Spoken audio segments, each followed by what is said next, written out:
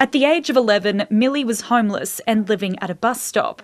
Then she entered residential care. My first residential placement was a pretty poor choice, I think. I was really young and I was moved really far away from where I had been, so I didn't know anybody at all. My phone was taken from me, so I couldn't contact anybody at all.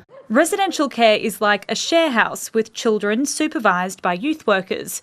It's supposed to be for those aged between 12 and 17. Where residential care does not work well is if it becomes a dumping ground for unwanted children. That's not what it's set up for. If that's what it's becoming, it will fail.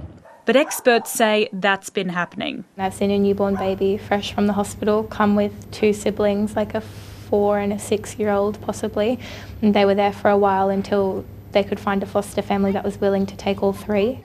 Experts say these homes are unsuitable for young children whose brains are developing.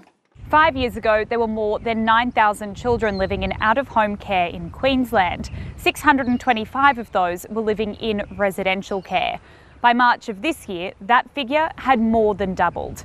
Numbers that aren't sustainable. So throughout the state, if we could see a rise in the next 12 months of 500 carers, which is 500 families, then we would take the load out of residential care, which we need to take. But that's not the only approach. I want us to work together to really work hard to reduce the number of children who are in residential care.